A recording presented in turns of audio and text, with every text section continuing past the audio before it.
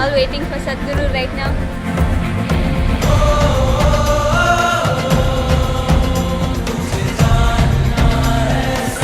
You are very thrilled.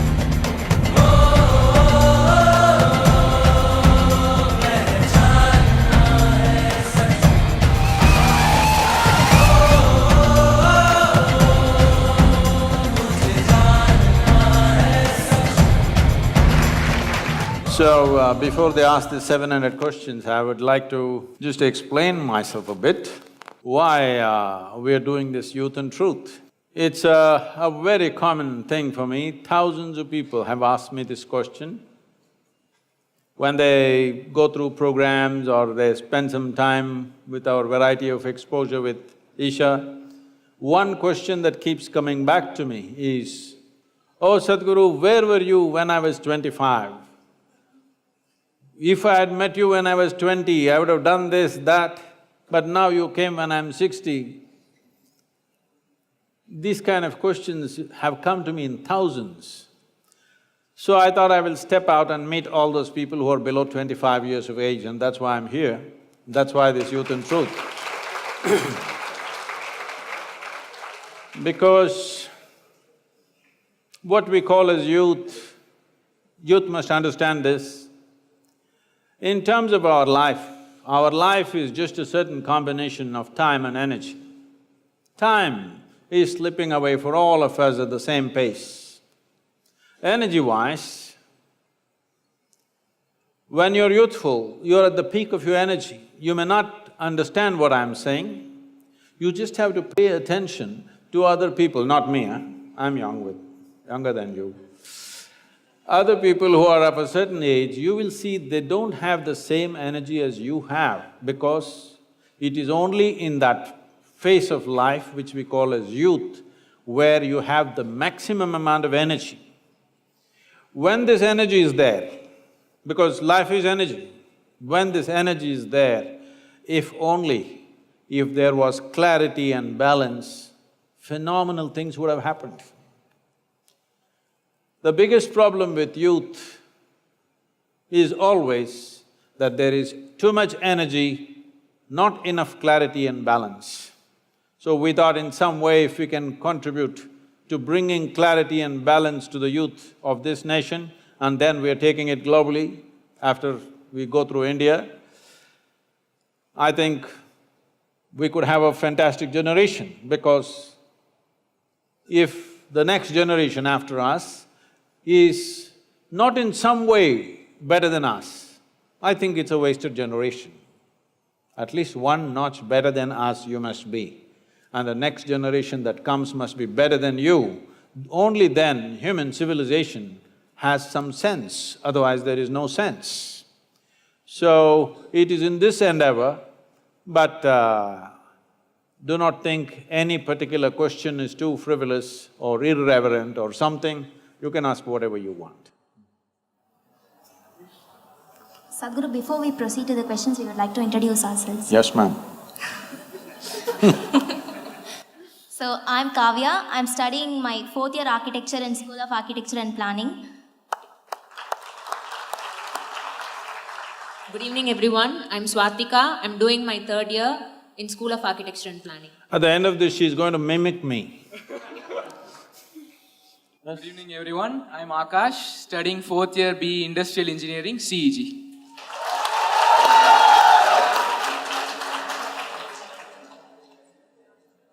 Proceeding to the questions. So, Sadhguru, போராட்டம். இது மாணவன்… இல்லை, இது நான் இப்படி பார்த்துருக்குறேன். எனக்கு அதில் இன்ட்ரெஸ்ட் இல்லை, அதனால நான் அதெல்லாம் பண்ணல. ஆனால் நான் கவனிச்சிருக்கிறேன், எக்ஸாமினேஷனில் உட்காந்து கொஞ்சம் பேர் இப்படி ஆன்சர் இப்படி வச்சு இப்படி பார்த்துக்கிறாங்க. கேள்வியை காப்பி பண்ணுறீங்களே, இது என்ன இது இப்படி? இல்லை சத்குரு, நான் ஞாபகம் வச்சுக்கிறேன். அப்படி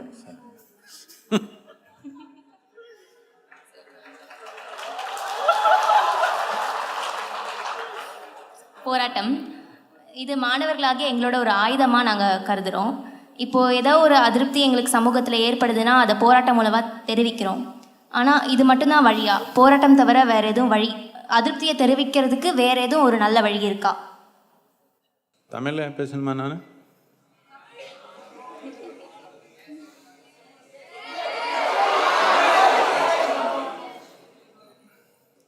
என் தமிழை கொஞ்சம் புரிஞ்சுக்கிறது கொஞ்சம் கஷ்டம். ఎందుకంటే ரொம்ப ஹை ஸ்டாண்டர்டு நான் தமிழில். எழுத்து தெரியாது, அதனால கொஞ்சம் ஸ்டாண்டர்ட் அதிகம். நான்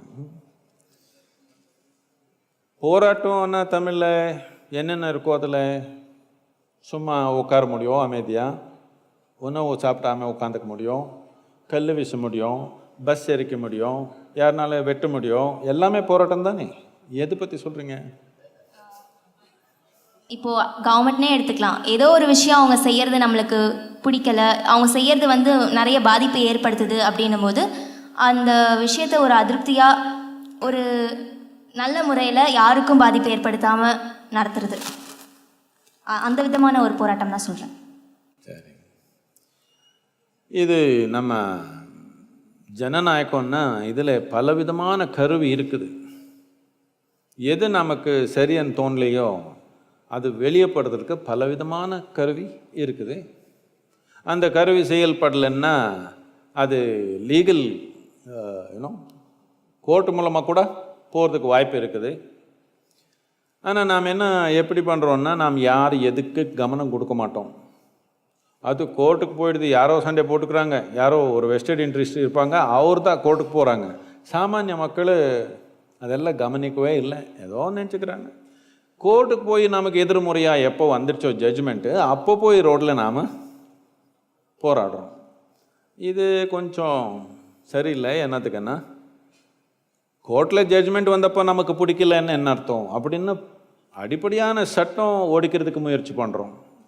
அது சரியில்லை. நாம் நம்ம சமூகத்தில் நமக்கு எது முக்கியமானது அது எல்லாமே நம்ம கவனத்தில் வச்சுக்கணும். ஏதோ சரியாக நடக்கலைன்னா அதுக்கு பலவிதமான படி இருக்குது ஜனநாயகத்தில். முதல்ல என்ன பிரச்சனை என்னென்னா, நம்ம இளைஞருக்கு நம்ம கல்லூரியில் நமக்கு ஒரு ஜனநாயகத்தில் நம்ம எப்படி ஈடுபடுறதுன்றே சொல்லி கொடுக்கல. ஏதோ 5 வருஷத்துக்கு ஒரு தடவை ஓட்டு போடுறதே பெரிய வேலைன்னு நினச்சிக்கிறாங்க. அதே போட மாட்டாங்க நிறைய பேர், அதே பெரிய வேலைன்னு நினச்சிக்கிறாங்க. அப்படி இல்லை. ஜனநாயகத்தில் பல நிலையில் நமக்கு ஈடுபடுறதுக்கு வாய்ப்பு இருக்குது. ஆனால் நம்ம கொஞ்சம் கவனமாக நம்ம சமூகத்துக்கு எது நல்லது எது கட்டுதுன்னு கொஞ்சம் கவனித்து பார்த்துருந்தா அந்த படி நம்ம எடுக்க முடியும். ஒன்றும் எடுக்காமல் சுப்ரீம் கோர்ட்டில் போய் தோல்வி போன அப்புறம் நாம் போய் ரோட்டில் ப்ரொடெஸ்ட் பண்ணிக்கிறோம். இது சரியான முறை இல்லை. அப்போ சத்குரு வேறு அந்த ஜனநாயகம்லாம் விட்டுருங்க, ரூல்ஸ் எல்லாம் விட்டுருங்க, அதை தவிர்த்து வேறு என்ன பண்ண முடியும்? மக்களால் எதுவுமே செய்ய முடியாத சூழ்நிலையில் இருக்கும்போது ஒன்று நாம் என்ன புரிஞ்சுக்கணுன்னா, ஜனநாயகம்னா எல்லாருடைய ஆர்வங்களும் இருக்குது. இல்லை என்னுடைய ஆர்வம் மட்டும் இல்லை, எனக்கு ஏதோ ஒரு ஆர்வம் இருக்கலாம், உங்களுக்கு ஒன்று இருக்கலாம். ஆனால் மக்களுக்கு என்ன ஆர்வம்ன்றது கூட பார்க்கணும் தானே. இந்த ஆர்வம் பார்க்கறதுக்காக தான் நாம் எலெக்ஷன் பண்ணுறோம். நமக்கு யார் வேணுமோ அவர் எலெக்ட் பண்ணுறோம். அந்த சிஸ்டம்ஸ் எல்லாமே நாம் கொஞ்சம் அப்படி லூஸாக பண்ணி வச்சுருக்குறோம். இதுக்கு நாம் ஏதோ அரசியல்வாதி அப்படி பண்ணுறாங்க, அரசியல்வாதி இப்படி பண்ணுறாங்க. நாம் தானே அப்படி இருக்கிறோம். நாம் ஜனங்கள், நாம் தான் நாயக்கர். இந்த நாட்டில் ஜனங்கள் தானே நாயக்கர். நாடு சரியாக நடக்கலைன்னா நாம் தானே.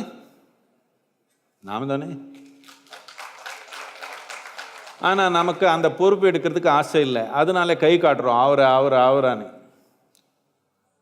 இதெல்லாம் நம்ம கையில் தான் இருக்குது, நம்ம கையில் எடுத்துக்கல. பொறுப்புன்றது இன்னொருத்தர் கையில் கொடுத்துட்டு அதுக்கப்புறம் அதிகாரம்ன்றது என் கையில் இருக்கணும்னா இது நடக்காத வாழ்க்கை. யார் கையில் பொறுப்பு இருக்குதோ அவர் கையில் தான் அதிகாரம். அப்படி தானே வாழ்க்கை, அப்படி தானே நடக்குது. வீட்டில் இருந்தாலும், காலேஜில் இருந்தாலும், நாட்டில் இருந்தாலும் இப்படி தானே நடக்குது. யார் பொறுப்பு எடுக்கிறாங்களோ அவர் கையில் தானே அதிகாரம் இருக்குது. பொறுப்பு எடுக்க மாட்டேன் ஆனால் அதிகாரம் எனக்கு வேணும்னா அப்படி நடக்காது வாழ்க்கை. வாழ்க்கை முறையே அப்படி இல்லை. என் தமிழ் பரவாயில்லையா? ஒன்றும் சொல்ல மாட்டேன்.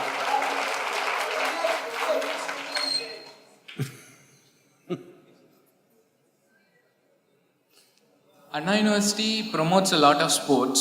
I'm also a sports person, a chess player. Whenever I play a game against a stranger, a person I don't know, I tend to bring out my full potential and play without worrying about the outcome of the game. But when I play against someone known to me, it becomes very hard to bring out that potential. What should I do to overcome this? Known to you means a known competitor or a friend? A known person. a friend. You don't have to win against a friend, it's okay. And anyway, if you're playing about a serious competition against an opponent, you must understand, the more familiar you are about his ways of doing things or her ways of doing things, the more enabled you are to defeat that person. So, an opponent should never be a stranger. Today all sports people are spending hundreds of hours watching videos of their opponents. This happened in the year 98, 99. Andre Agassi and Boris Becker played 3 games. Boris Becker beat Andre Agassi because he had such a… he was called Boom Boom because… Boris Becker was called Boom Boom because of the service. His serves were so powerful, there was no game. Every time he will serve and finish the game. Nobody returns the ball. So, Andre Agassi went back and studied hundreds of hours of Boris Becker's serves. Then he figured it out. Then in the next 3 years, he played 11 games with him and beat him on 10 of them. And I'll tell you what happened. After Boris Becker retired, they met in Germany, there's something called the Oktoberfest in Germany, they were there. And at that time, they were together and Andre Agassi thought, okay, anyway he's retired, now I can tell him. Because this bothered Boris Becker big time, nobody can beat him, but this guy's getting at him. So he told him, see, I observed your videos continuously and I figured out that whenever you're serving the ball towards the boundary line, Boris Becker, if you know, when he's serving, his tongue sticks out a little bit. When he throws the ball up and comes down, his tongue sticks out. He said, whenever you're serving towards the boundary line, your tongue goes to the left. When you're serving straight, it comes out straight. I observed this, the moment your tongue sticks out to the boundary line, I was already there every time taking the ball. So, Boris Becker literally fell off his chair, he couldn't believe this. And he said, any number of times I went home after the matches and I told my wife, he seems to be reading my mind. But you've been reading my tongue. It's almost spoken. So, your opponent should be never unfamiliar to you. You must make him familiar. You must know him better than he knows himself. It's most important.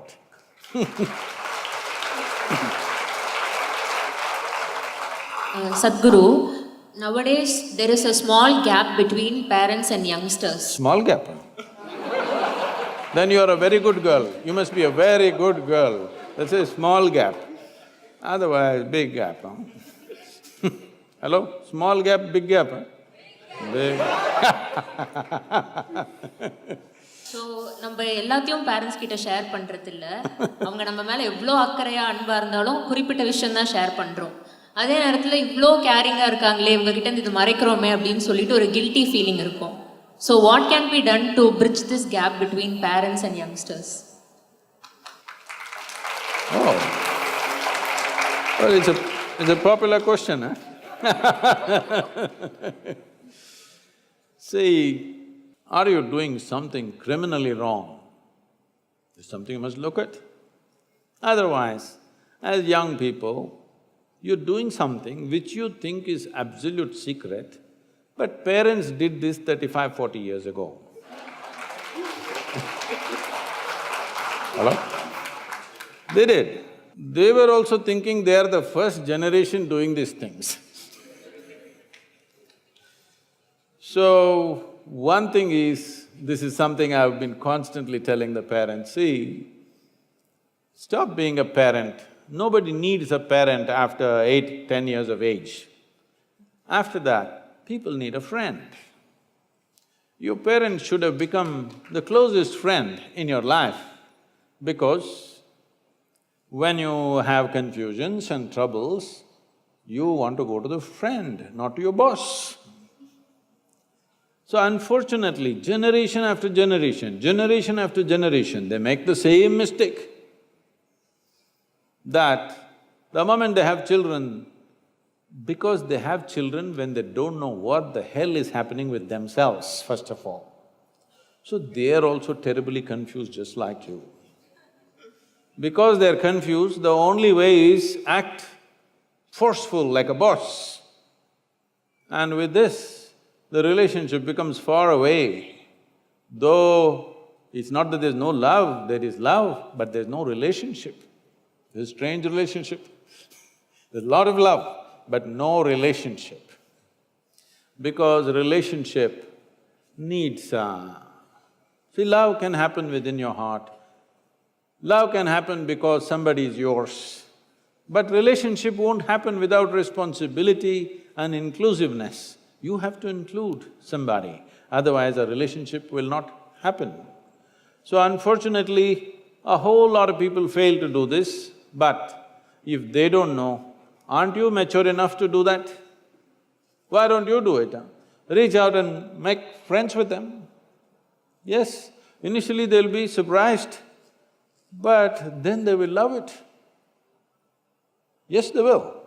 Believe me, at least in India, for most parents, they don't know why the hell they're living after 35, 40 years of age. The only reason why they're living is for their children. For most of them it's so. They don't have a life of their own. Their whole life is, we're living for our children. So when it is like that, I think if they don't know how to make friends with you, you break the ice and make friends with them and tell them, and let's see. Whatever you want to tell them.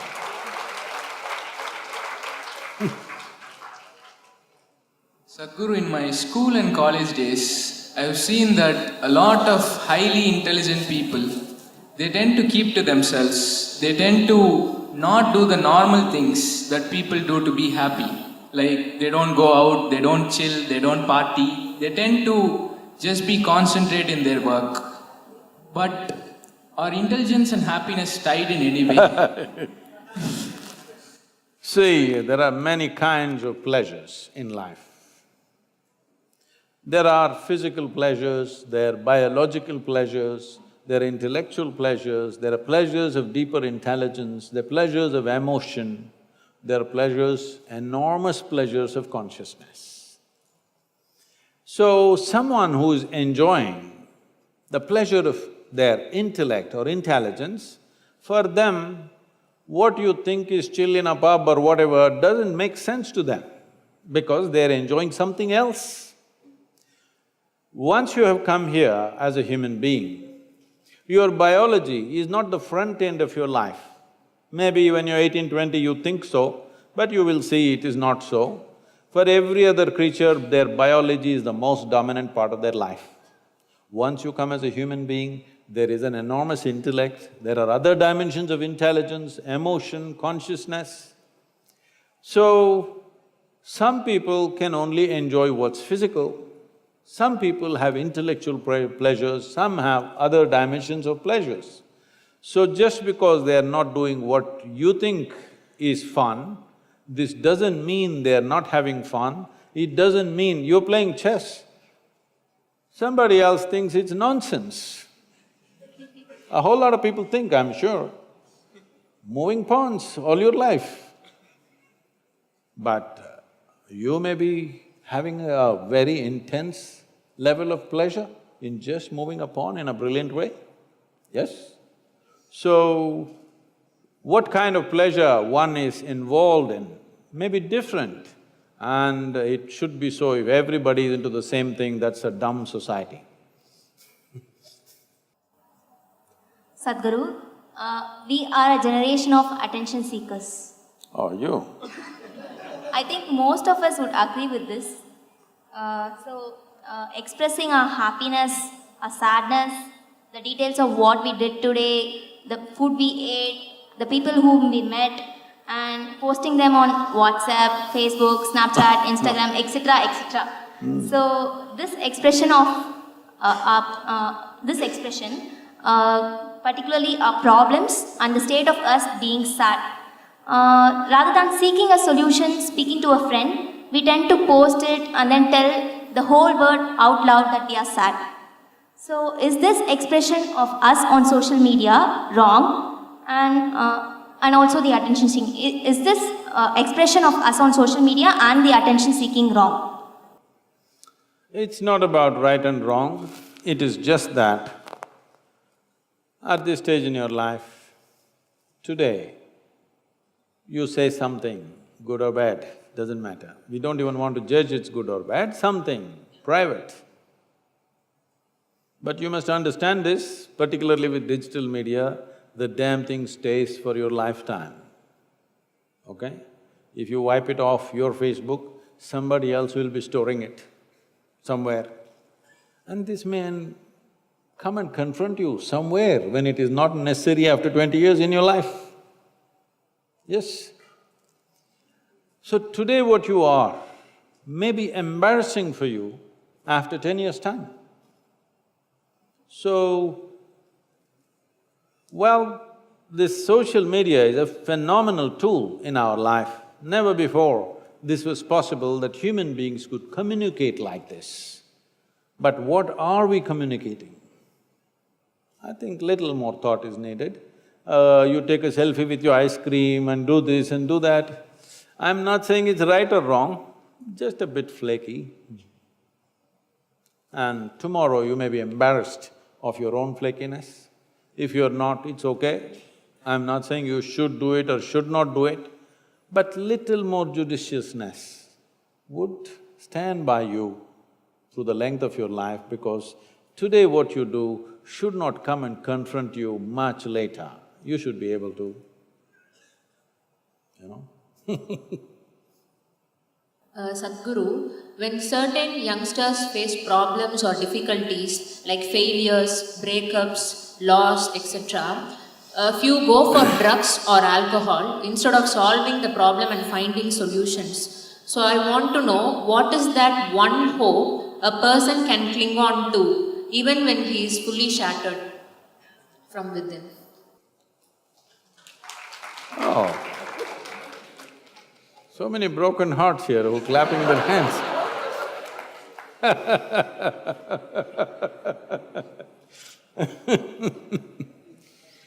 So, when he is fully shattered, what can he do? The question is, do you want to allow yourself to be fully shattered? That's a question. And many things that don't work out in your early life, you will see later on, it is a great blessing. Yes. There are many ways to look at this. Let me tell you this. This happened in 1941. This is just when the Nazi movement was building up in Germany and in some parts of Europe. So one day in Austria, a bunch of German soldiers came, broke into the homes, the Jewish family, a rich family, they broke the home and took away the adults, everything was robbed. And these two children, a 12-year-old girl and an 8-year-old boy, were taken away. They were taken to a railway station. This is the month of November end, December kind of time, when it's becoming very cold. So they were kept in the railway station for 3 days because the trains did not come. Boys, little boys being boys, they started playing football. So they were playing football and then suddenly the train came. The train is not a passenger train, it's a cargo train, the goods train. So when the train came, the soldiers came and rushed everybody into the wagons which are there. Everybody got in and the little boy and the girl also got in, but the little boy forgot to wear his shoes. He left his shoes outside and they pushed him into the wagon. So without shoes he came. His sister, a 12-year-old girl, saw her kid brother coming without shoes and she got mad with him. She held him by the ear, boxed his ears, scolded him nicely, slapped him. Say, you idiot, already we are in enough trouble, now you come without shoes. Because in Germany in winter, no shoes means you may lose your feet. So she's angry about that. In the next station, the boys and girls were separated.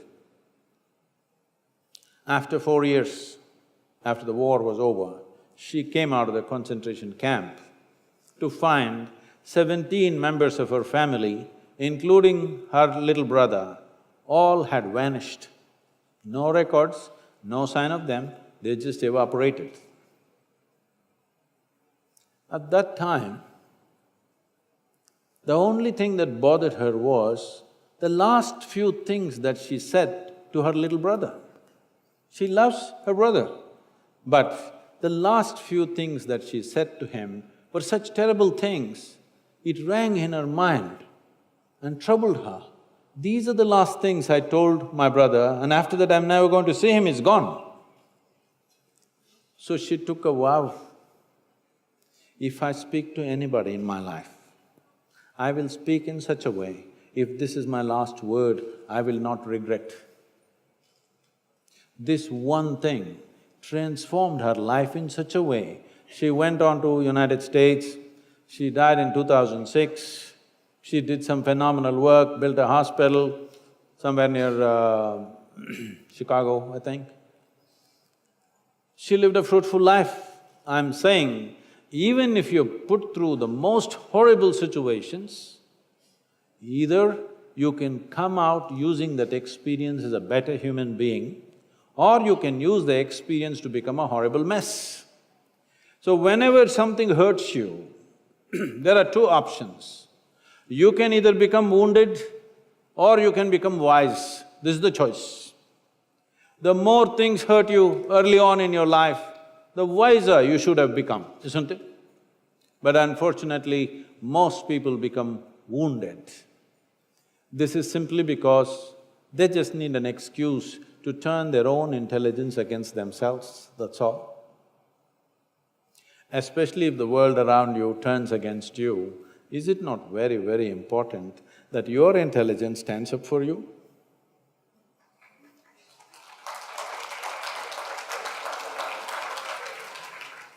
We are not really satisfied by the government's administration.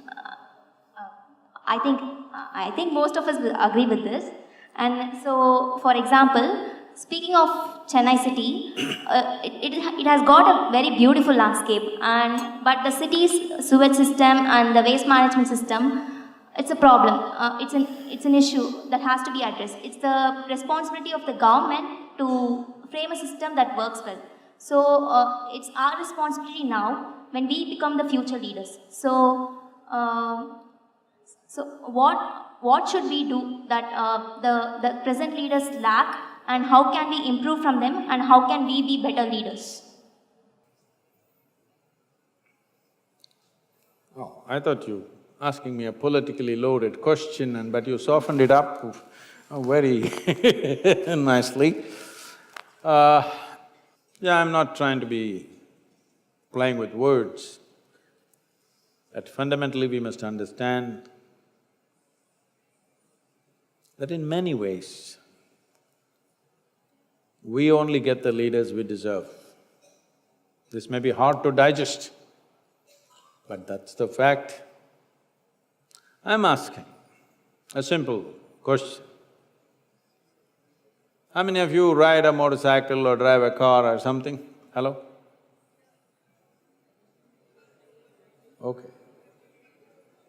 Now, I'll tell you, in Chennai city and in almost every Indian city, if there is no policeman standing there, 90% of the people will not stop at the red light. These are all essentially lawbreakers. If you make them into chief ministers or prime ministers or any kind of ministers, what do you think they will do? I'm just saying, in Coimbatore city, usually I come and land late in the night at the airport and I'm driving back at 9:30, 10, whatever, still there is traffic. Not at 2 a.m., I'm saying. At 9 o'clock, 9:30, police have gone. At red lamp, I stop and somebody behind me honks badly. I don't understand why. Then that guy comes to the window and says like this, "What's your problem? There's no policeman, why are you stopped?" Well, there is a red light. But unfortunately, we are still in the hangover of pre-independence era, that we still think this is somebody else's country. We don't understand this is our country. Hello? Is this our country? If this is our country, how do we want our country? We must decide, isn't it? Do we want a law-abiding nation or do we want a lawless nation? We must decide we want a law-abiding nation. Why law? See, it feels like a revolution when you run through the red light. Thrill. Feels like a revolution where there is no entry and you boom, you went through and you passed through. Everybody screamed at you but you went off, boom, feels like a revolution. But if everybody in the town does the revolution, we will pick you up at the morgue. Yes? Yes or no? Only you are breaking the law, it looks like a revolution. If all of us break it tomorrow morning, you know what will happen? So, this maturity is yet to sink into the nation. We still not owning this country as ours. We're always pointing fingers at somebody. Yes, those who are in the administration are supposed to do their jobs, I'm not saying no, but who put them in that place? We put them in the place and we never asked a question. We never asked a question. So people who get elected know generally, they're a bunch of idiots, they just put vote. After that, you don't have to bother about them. We are not showing that we are responsible citizens, that we want our country in a particular way and we will follow these things. That is not there yet, we need to build that. The younger generation needs to bring that forth, that we have a certain regard and love for our nation and we want to live in a wonderful country. Everybody wants to escape to another country. Why? Because you messed up this nation and you want to go somewhere else and mess it up too? No, there is a certain pride in building our nation the way we want it, isn't it? Rather than running away to a country which has already been done well by somebody else, are we not ashamed?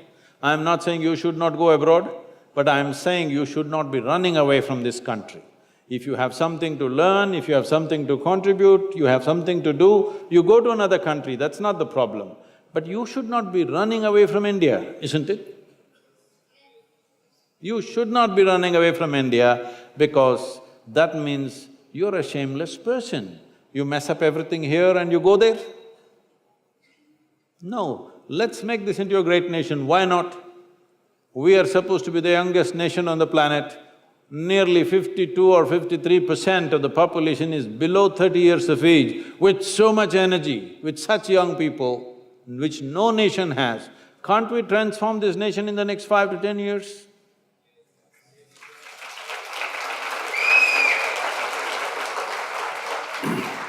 You want to clean Chennai? Yes, Sadhguru. I'll tell you. Not just to clean Chennai, the whole of the state and the country. I'll tell you a story. About 2 years ago, Sujata is here, 2 years ago they declared Mysore city as the cleanest city in the country. Then people called me from Mysore and said, Sadhguru, 37 years ago you started Clean India project in Mysore, which went on for over 2.5, 3 years. Since then many things happened. At last it's worked after 35, 36 years, okay? So when we want something, this is how it is. When we want something big, this is how it is. It's not going to happen day after tomorrow. If we are committed, why will it not happen? It will happen. It can be done. You tell me your Anna University, how many people are there? How many students? About 10,000 10,000? including all the campuses. Okay. You give me 5,000 people. You know what? 5,000 people just for 25 Sundays in a year. I will make Chennai clean for you.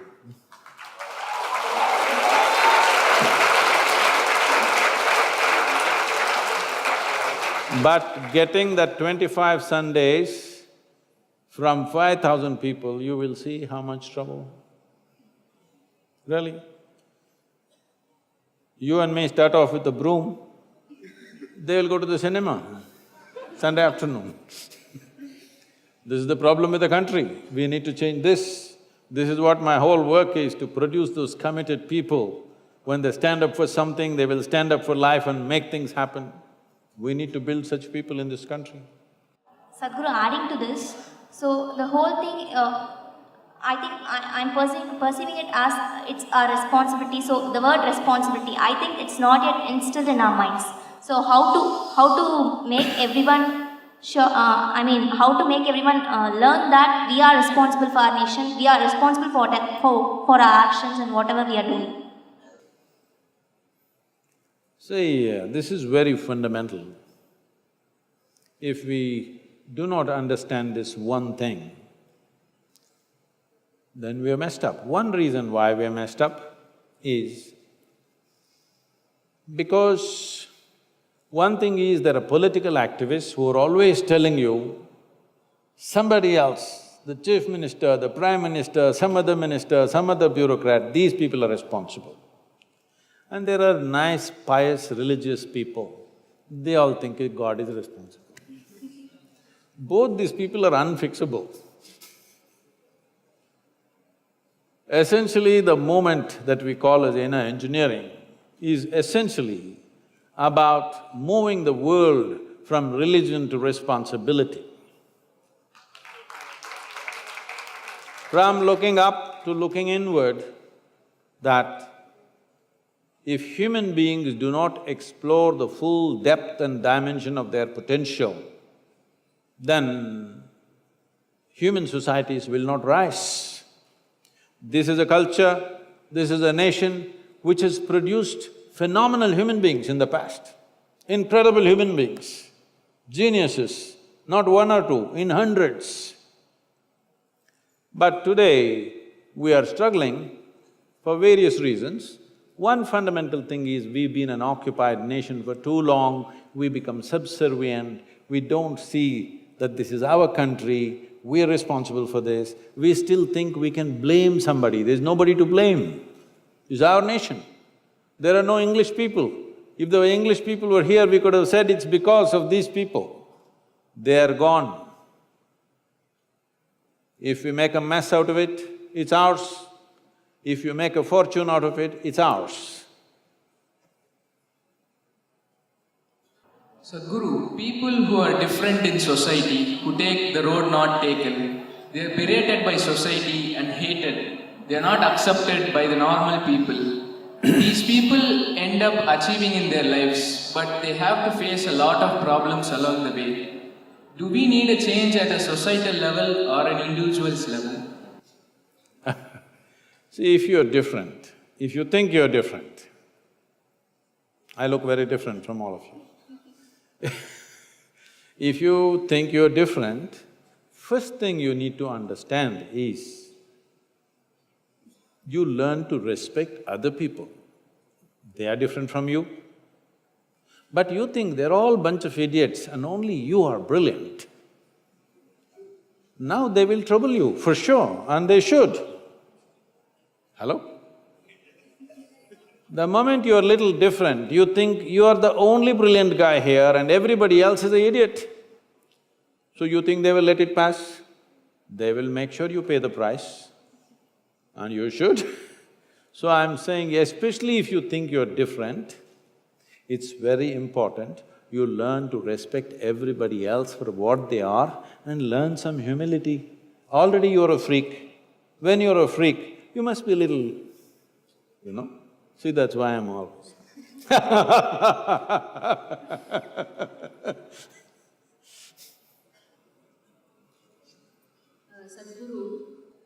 Is this the nap time in the university? No, usually in kindergarten, this time, this hour is usually paal kudichittu. I'm asking you guys. Sadhguru, we youngsters nowadays have less control over our emotions. So how to react in situations where our beloved or close ones betray us?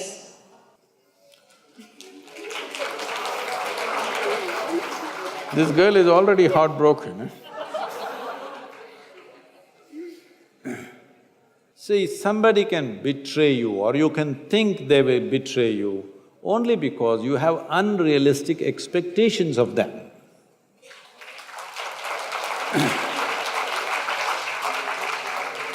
Well, if they do what they want to do, why do you think they have betrayed you? They're doing what they want to do, you must respect it. If you say, they're beloved to me, I love them.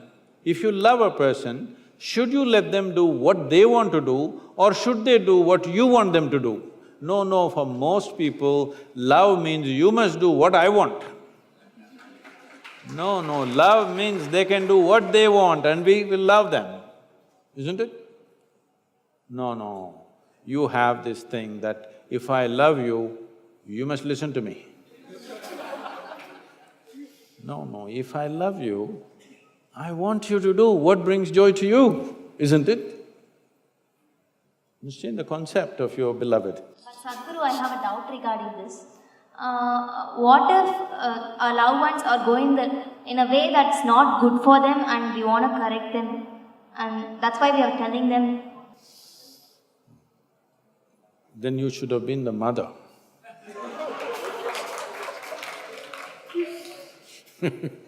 Because I'm not saying that it is never true that somebody may be going off track and you try to do something for them. I'm not saying it's never true, but you don't take this position that somebody is wrong and you're going to fix them. They're doing what they want to do, isn't it? What they want to do right now may not be beneficial for them, possible. But you must look at it sincerely. Are you complaining because it's not beneficial for them or you're complaining because it's not beneficial for you? Most of the time it's this. Genuinely look at it. It's not beneficial for you but it's good for them, please let them do it. But they are damaging themselves, yes, then you have a right to intervene and try to do your best. But not always can you enter somebody's life and do something for them. If I have to enter your life and do something for you, I have to earn it, isn't it? I have to earn a relationship where I can intervene in your life. If you don't earn that, you cannot intervene. So if you're unable to intervene, you must just understand you have not earned that closeness. So, Sadhguru, we collected questions from social media too, and the popular ones are picked, they'll be displayed, the audience can read it, I'll read it out for you, Sadhguru. So, the first question, it was asked by Sandhya. கண்டதும் காதல் அப்படின்னு சொல்லுவாங்க, இன்னொருத்தரை பார்த்தாலே ஒரு நல்ல தாக்கம் ஏற்படுது, எப்படி இப்படி நடக்குது? இந்த உள்ளுணர்வு நம்பலாமா? இல்லை இது நிரந்தரமற்றதா? இந்த சூழ்நிலையை எப்படி கையாள்வது?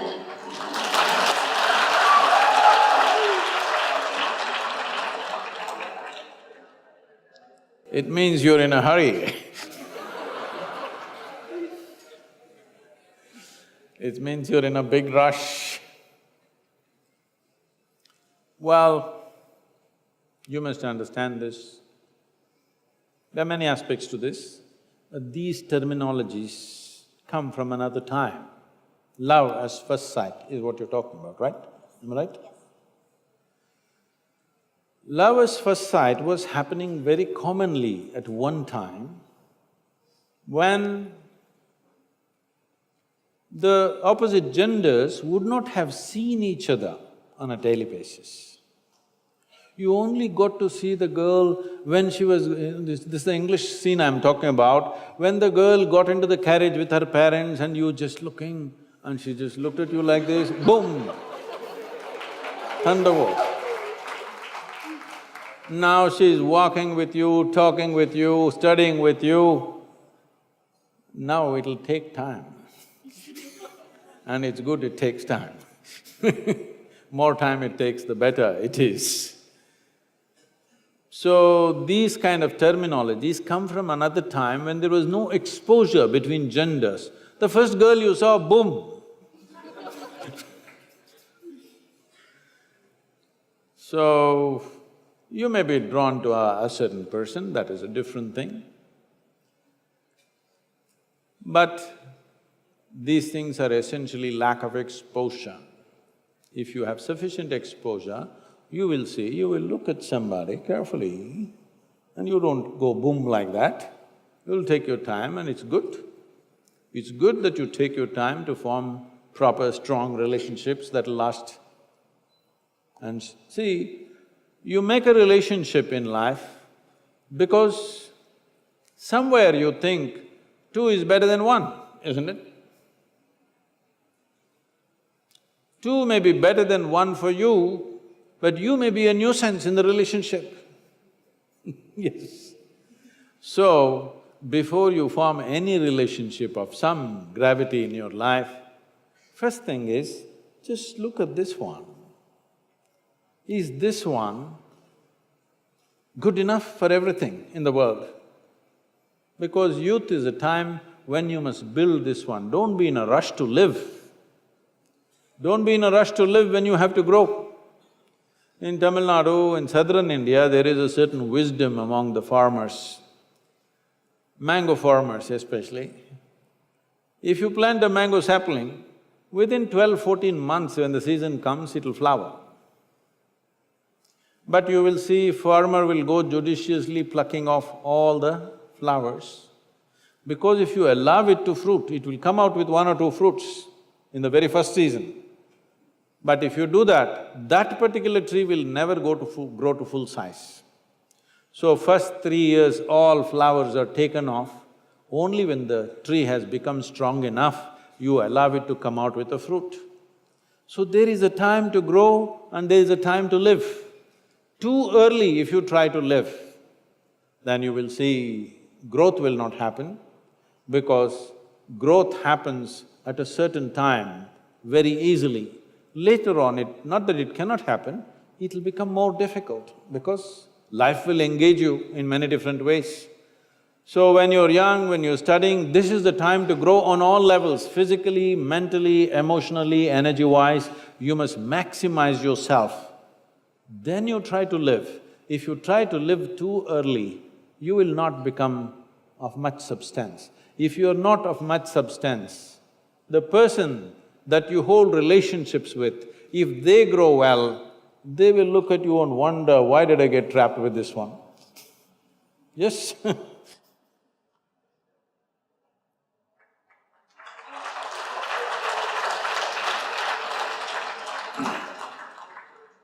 Sadhguru, this question is from Arshad. She says, Hi Sadhguru, I'm 25. My mother was Hindu and my father a Muslim. For years I have tried and practiced both. I couldn't connect with either. Now I feel like I don't belong because I don't believe either. Is religion important? I didn't know questions were so popular. See, with all due respect to all the religious people, see, religion essentially means belief in something. Whenever somebody says, I'm a religious person, they refer to themselves as believers. Yes? Believers. Believe means what? Means You do not know something, but you are not willing to admit, I do not know, so you believe it. I'm saying, if you do not know something, why don't you just say, I do not know? Hello? Is it okay? I do not know something, I say I do not know, because the I do not know is a tremendous possibility. Only when you say I do not know, the longing to know, the seeking to know, and the possibility of knowing becomes a living reality in your life. Everything I do not know, I believe. This has led to a whole lot of things. One thing it does is, it brings you confidence. I believe means it brings you confidence. But confidence without clarity is a disaster. This is a disaster that is unfolding in the world in many different levels. People who don't know a damn thing, who can't see what's in front of them, they are super confident. It's dangerous. If you cannot see, at least you must be hesitant, isn't it? Hello? If you cannot see, you must at least be hesitant. But you cannot see, but you're confident. This is what belief gives you, confidence without clarity. How do you arrive at your belief? There are many ways. Can I tell you a joke, is it okay? It's a serious question. Are you okay? You're looking so serious, I'm scared of you. This happened in New York City. An 8-year-old boy came home from school in the afternoon. At home, he had a very progressive mother. Obviously, she was single. He came home and asked, Mama, is God man or a woman? See, this is a big debate in America. Is God a man or a woman is a very big debate in America. You know, in the last election, they tried to settle it and you know what happened. The mother thought, being a progressive woman, she thought through all this gender politics that are going on in the country, and after much thinking, she said both. Then the boy went into deep thought. After some time, he came back and asked, Mama, is God black or white? You know, in the previous election, they tried to settle this issue. Because racial politics is a very big thing.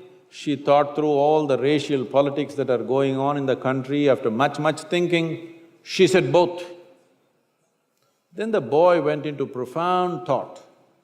After much thinking, he came back and asked, Mama, is God straight or gay?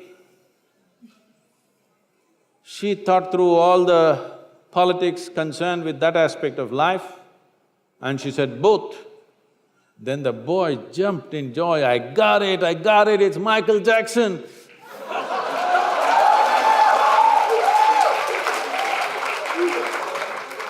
I don't know how you arrived at yours. You must understand, this is a godless culture. In this culture, we always told you, your life is your karma. Yes or no? You've forgotten? In this culture, we always told you, your life is your karma. This means, your life is your making. There's nobody managing you from there. Your life is entirely your karma. You are tall, you are short, you are capable, you are incapable, you can do something, you cannot do something. We say, your karma. We've been telling you forever, your life is entirely your making. But this we have turned it into something else, and now we are also start looking up, Uparwala. You're all engineering students, you tell me, is this planet round or flat? Really? It's round? Some of you saying no, this girl. Is it a round planet, I'm asking you? Yes. Is it spinning? So, you're not even on the North Pole, you're at this Chennai. Here, if you look up and the planet is spinning, you're inevitably looking up in the wrong direction. Hello? You don't even know which is up. In this cosmos, do you know which is up and which is down? Hello? Is it somewhere marked this side up? Can you ever figure out which side is up in this cosmos? No. Then you're looking up at what? When you do not even know what is up, how do you know who is up?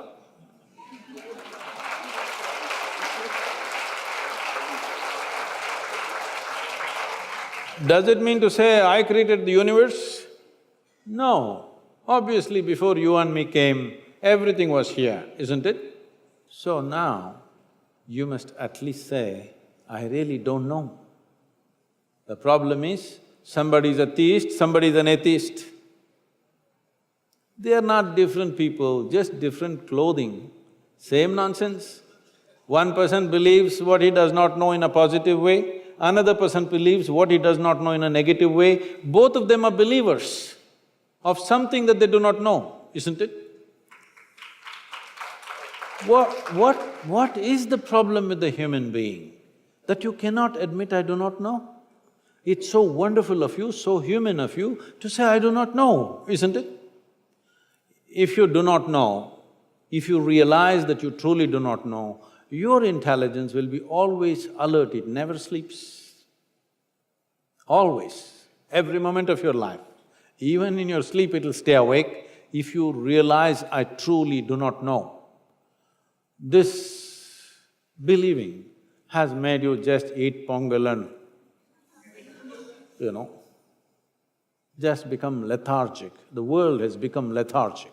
When I say lethargic, not physically, intelligence has become lethargic because they believe something.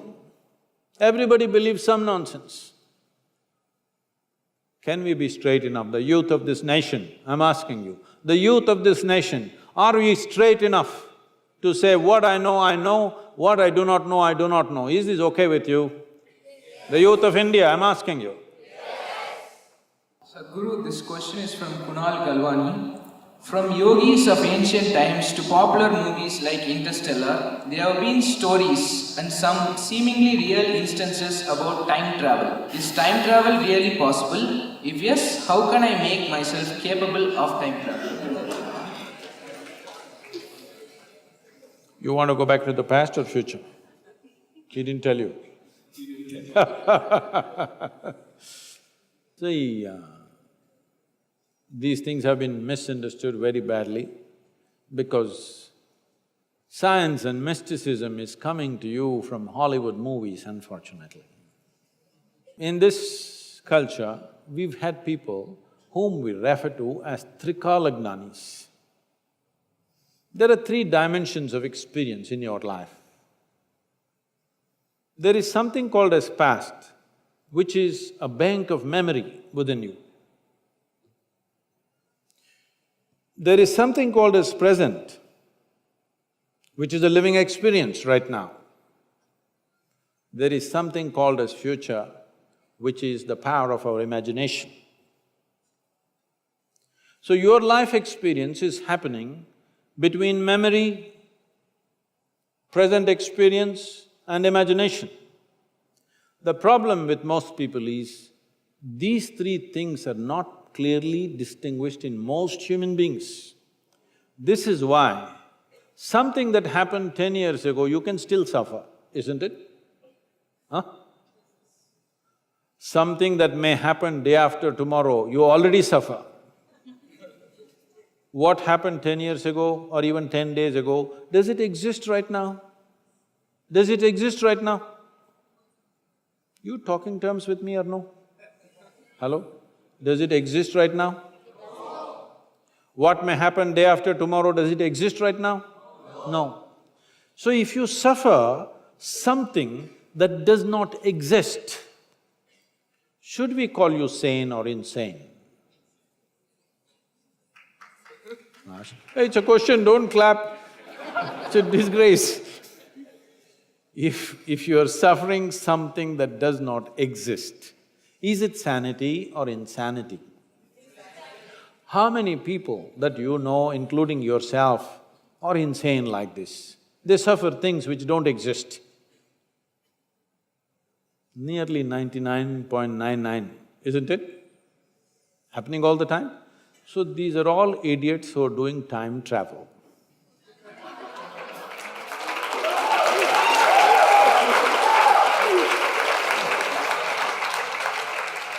Time in the yogic sciences, modern physics always grapples with these two dimensions, time and space, or space and time, that's how they refer to it. In yoga, we call this kala. The word kala, even in Tamil, means time. But kala also means emptiness. Kali. Tamil சொல்றீங்களா காலி? அது வேற. காலியா இருக்குதுன்னு சொல்றீங்களா? வெறுமையா இருக்குதுன்னு? Kali. Kala means darkness. Darkness means nothing is there, no light, no nothing. That is empty space. Kala means time. So we are using the same word for time and space. We just have a distinction called Kala and Mahakala. There is time which is caused by revolutions of physical dimensions of life.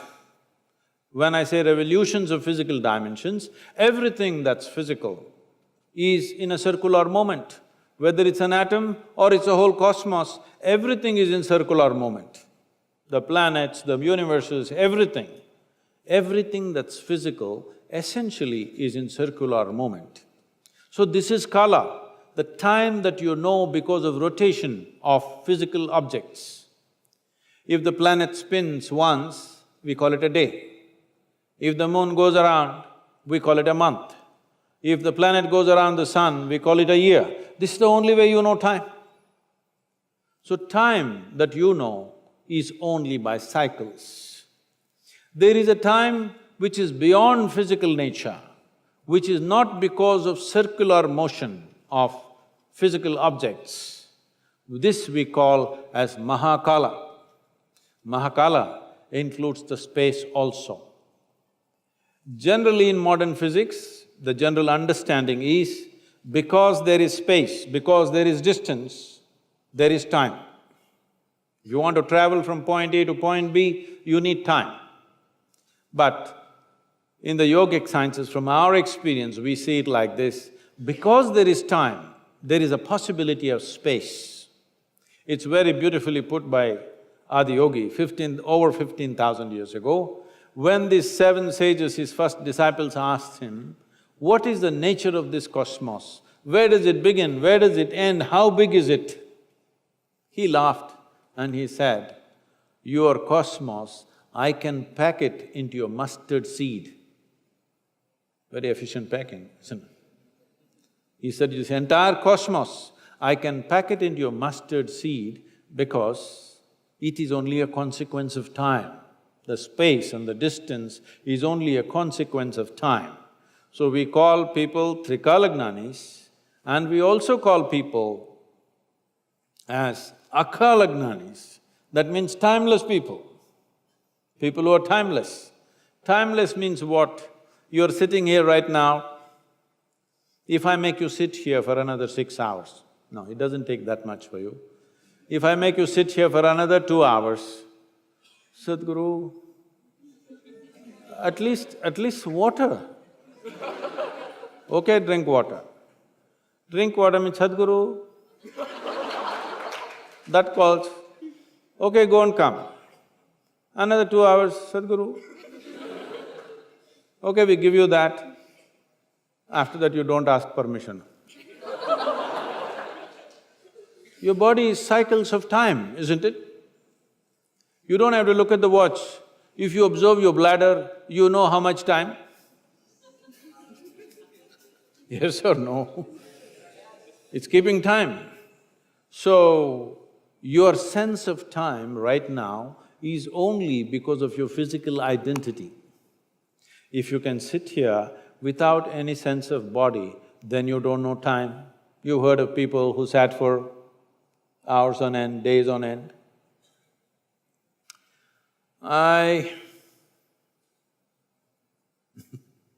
This happened to me at a certain point when I was little older than you, I was 25.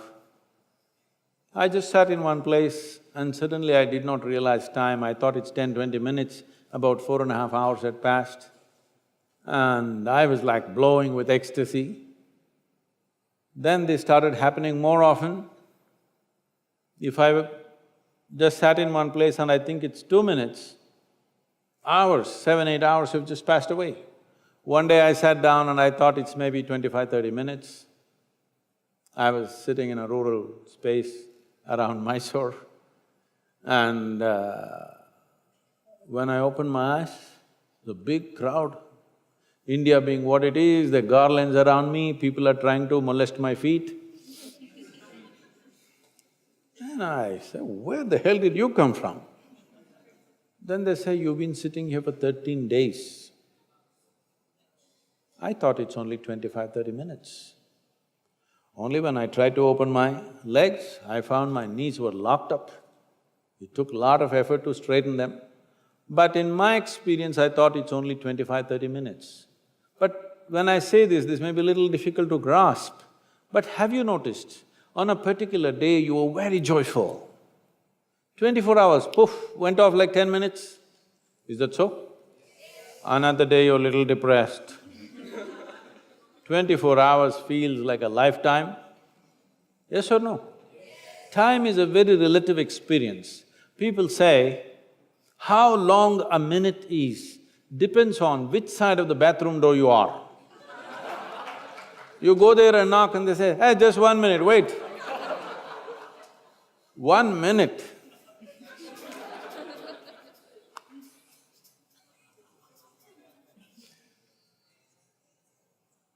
Now, opening the platform to audience. Audience, you can ask your questions to Sadhguru. Hi Sadhguru, I'm Amrita, Research Scholar, Department of English, CEG.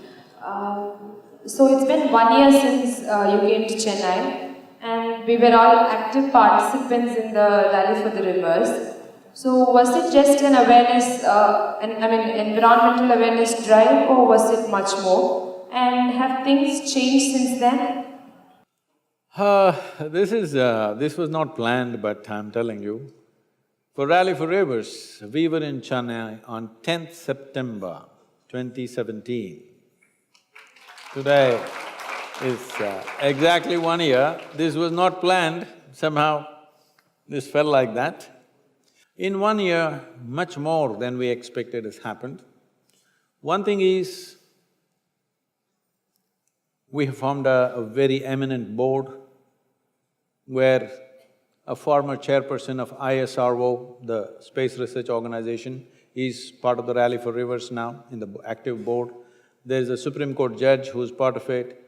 The CEO of the World Wildlife Fund is in the board.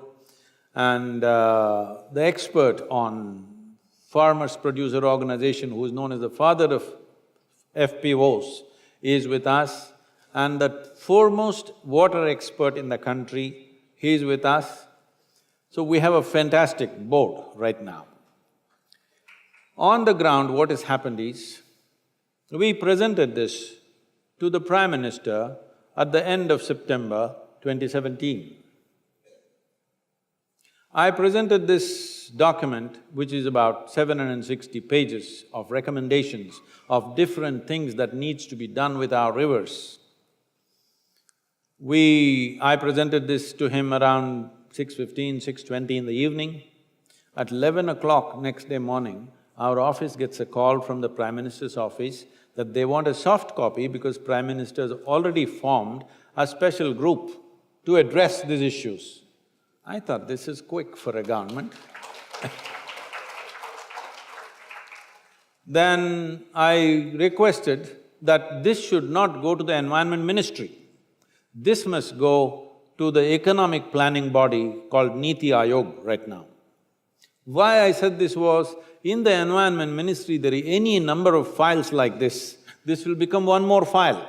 The uniqueness of Rally for Rivers is, that it's an economic policy with an ecological impact. Otherwise, normally how ecology is understood is, ecological protest means 25 people will stand on the street corner and protest against something, against a dam, against a road, against something or something. The most important thing is that we wanted to marry economy and ecology, that the way we do our economy need not be against our ecology. This is the fundamental of Rally for Rivers. And then the United Nations took it up. We became partners with United Nations Ecological Project. You must… I wish we had played that… do we have that video, that 2-minute video of Eric Solheim, if it's possible? And it was adopted by them, and we launched a decade of action. On March 22nd, we launched a decade of action with UN across the world, in all the tropical countries. This is decade of not talking or planning, decade of action with a huge budget behind it. So this work is going on in various countries because the recommendations we gave are relevant for all tropical nations. Some of the things that have been recommended are largely towards farming because most of the riverside lands are farmed in this country, except the upper riparian lands which may be catchment. Most of the length of the river is farmed. So one important aspect is to make more food come from trees than from crops. This was the basic thing. So today, we have gone into this mode. Some states have taken steps where they want to convert 50% of their farming activity into horticulture. Andhra Pradesh has taken this step. We've been part of that. And in Maharashtra, we are planting 50 crore trees along the riverbeds. In Karnataka, in the Kaveri catchment, which is important for Tamil Nadu, we are planting 25 crore trees with Karnataka government. And in 6 other states in the country, we have signed MOUs for which action is in the process.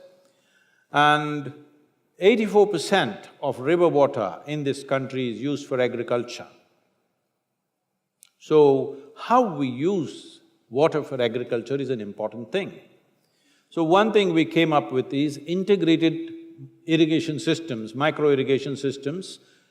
The biggest problem in India is there is no scale. That means farmers' holdings are very small, very inefficient ways of doing things. For every 2 acres, there is a borewell and a borewell and a borewell.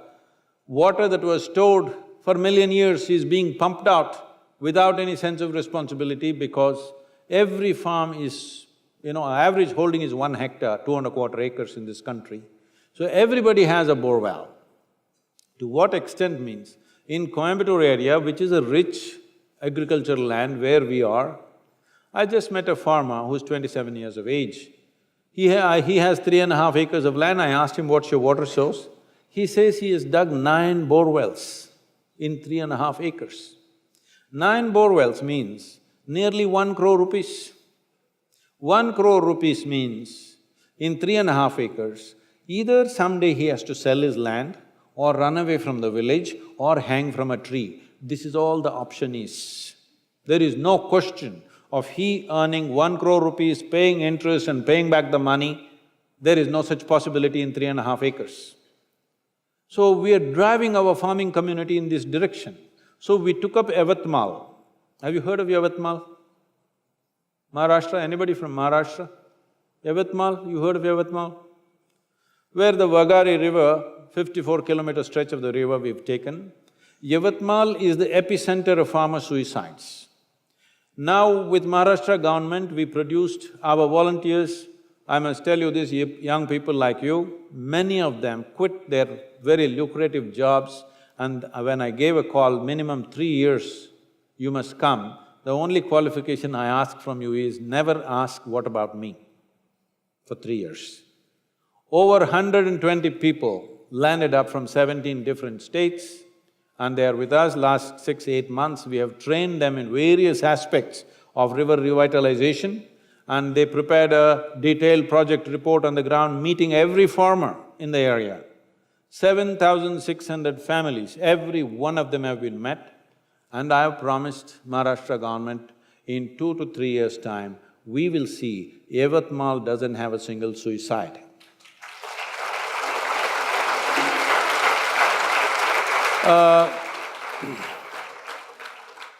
This is not by talking to them, not by giving them spiritual teaching, simply by enhancing their economic possibility. Very easily we can multiply their economy.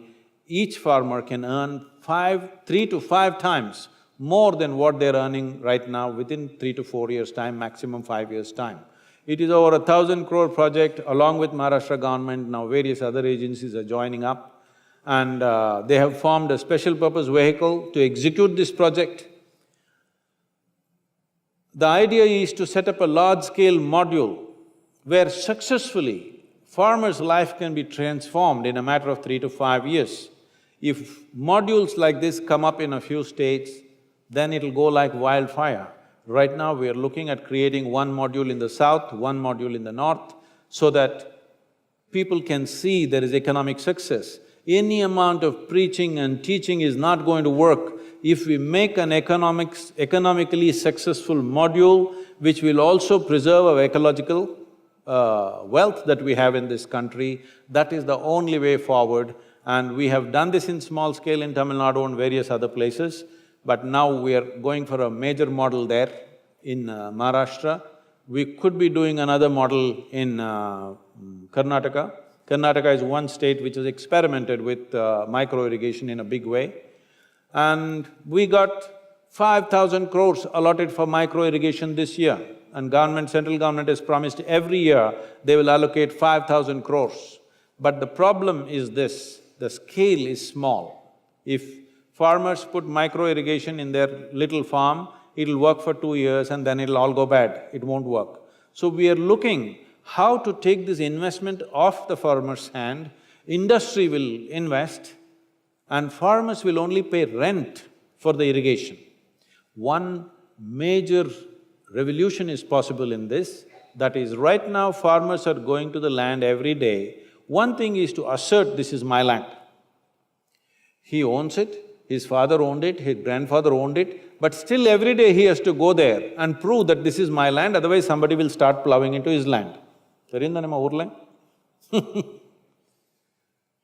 So one thing is to digitally survey everything and put it in format. We want to bring 10 to 50,000 farmers together and make an integrated irrigation system.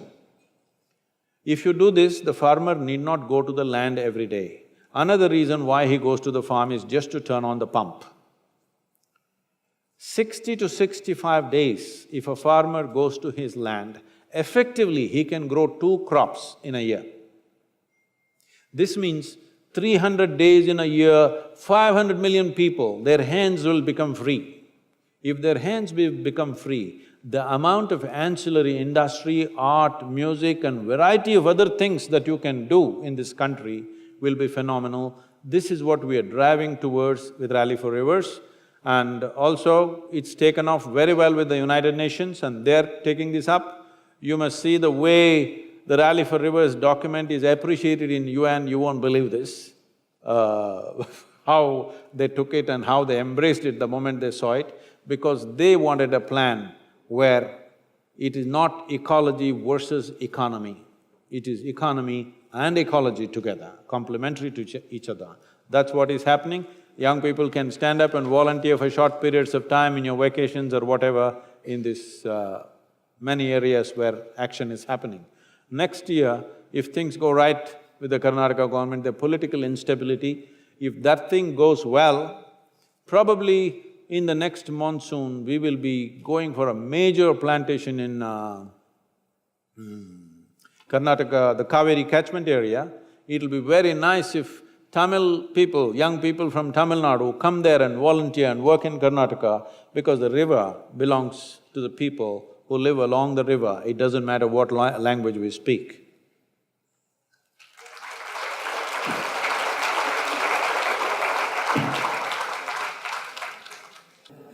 Hi, my name is Abhirami and I'm pursuing my first year in Bachelor's in Computer Science here at CG. So my question is, all of us here, have been through more than 15 years of education, but I haven't found an application or use for many of the things I've learned. So why do I find some of the things I learned pointless?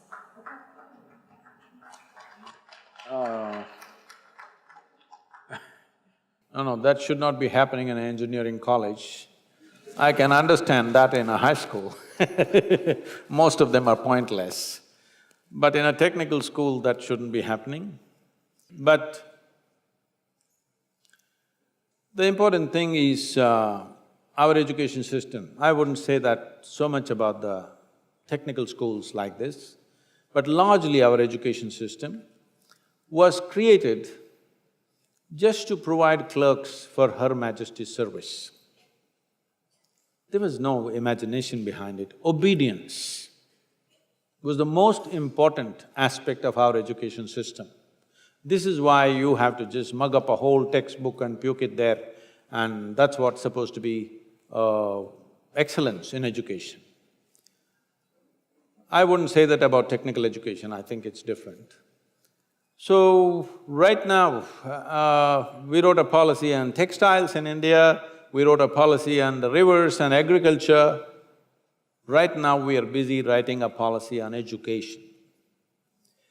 Of my constant push, recently government announced that in future, in the schools, only 50% of the time in school should be focused towards academics, rest should be focused towards sport, art, music, craft and variety of things. If you do not know this, this was announced just about a month ago. But announcement is fine, but the schools are not equipped to shift. Our schools are made like this. There is a whole lot of… I always said, as much as math and science, there must be that much of music, art, variety of other things. Our schools are managed like this, but that's a small number. Right now, we have convinced the government and government has announced, central government has announced this. But to implement it on the ground, it's still far away because it needs infrastructure, it needs human infrastructure, it needs physical infrastructure, training and various things which are yet to happen in this country, it'll take time. But at least that intention has come, and we are seeing how schools, academic part of the school for a whole lot of children should not be more than 3 to 4 hours a day max. 3.5 hours is all I'm thinking about. Rest of the time, they must learn other things. Right now, we have created a nation where if a farmer's son goes to the farm with his father, father can be arrested for child labor. Yes, really. If you take your child to the farm and both of you are working on the land, people can come and arrest you because you're doing child labor. There is something very dangerous growing in the country. We've looked at this, we've kind of asked so many people. Today, if you ask the farmers in the land, are there people who your parents are from the farming community? Are there children? Only 1 or 2. If you ask any farmer in the country, how many of you want your children to go into farming? It's just 2 to 4%. So in another 25 years, when this generation passes, who is going to grow food in this country? I want to know. You may have technical knowledge, you may do an MBA, you may have various things. Do one thing, go on the land and take out one crop, let me see. It's too complex. We think farming is for the illiterate. It is not so. It is a very complex, meticulous operation. Just because he doesn't have formal education, it doesn't mean that he has no brains, it doesn't mean he doesn't know something, he knows something very vital because of which all of us are eating right now. Yes? Our stomachs are full. But this nation has the danger, of not being able to grow its own food in the next 25 years. So, we are looking at how only a certain number of children need to go into academic education. Others need to learn other skills and variety of other things to do in the country. for their own well-being. Not everybody's brains are made for academics, they simply suffer their academic life, a whole lot of them. Some of them have great joy in academics, a whole lot of them suffer their academic thing and the examinations and studying. How people are suffering, I'm seeing, these people should not be doing academics, they should be learning some other skills where their aptitude is. There is nobody to identify what is your aptitude, what is it that you could do well with joy. This needs to happen at an early time. Between the ages of 10 and 15, we must have a process in the education system where people can choose. And above all, it should be made… right now the problem, one reason why everybody wants to go to medicine or engineering is because there is a social prestige nonsense. An electrician or a carpenter must have the same prestige that a doctor or an engineer has. Only then education will get leveled out. Above all, a farmer must have a higher place in this society than any of us. He's feeding us. Sadhguru, can you have one last question or… I'm okay. You may run out of questions, but I don't run out of answers, so I'm okay.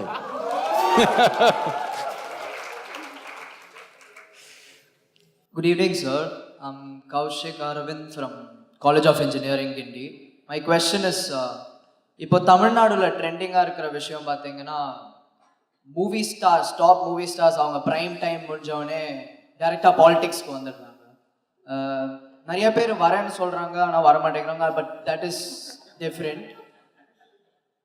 நாங்கள் teenagers ஒரு common people அவங்கள வந்து மூவியில் பார்க்கும்போது we admire them and we admire their different roles, but should we support their political role?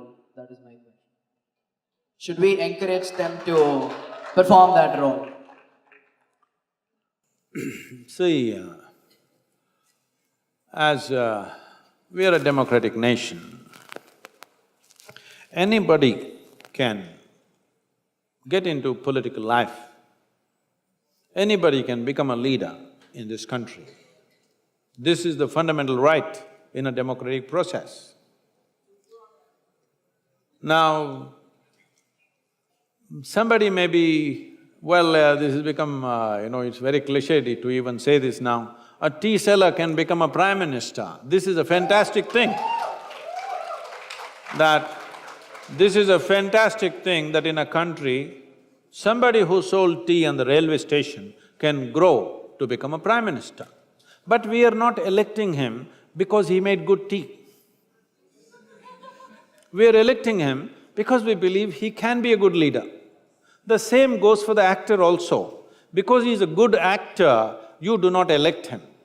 If you think he is going to make a good leader, yes, nothing wrong with the acting profession, as there is nothing wrong with tea selling or anything for that matter. So what their background is, it doesn't matter.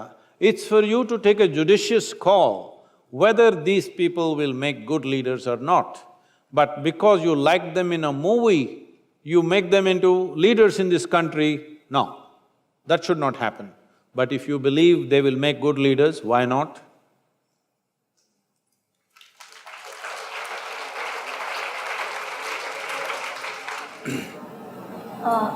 Thank you, Sadhguru, for answering all our questions.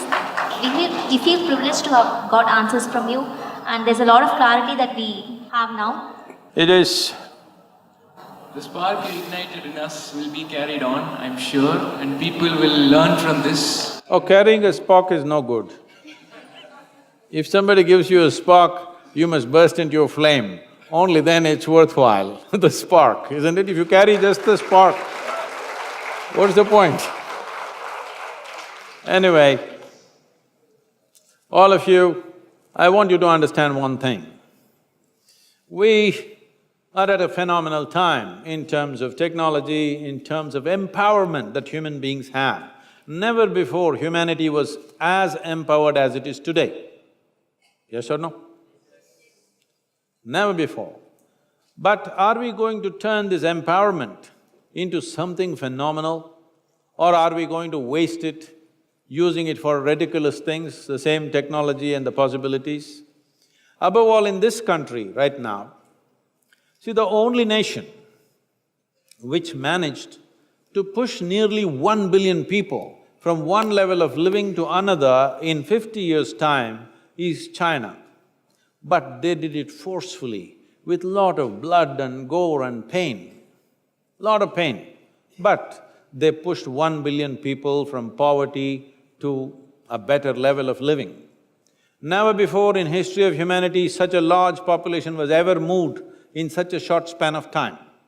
But now in India, we are sitting on the threshold where over 500 million to 600 million people can be moved from extreme states of poverty to a much higher way of living on all levels of life.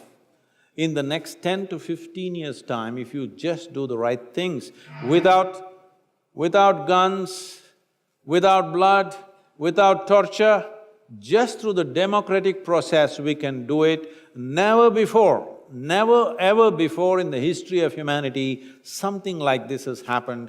So it's our privilege we are living at this time, but the question is, will we make it happen or will we just sit on the threshold and twiddle our thumbs?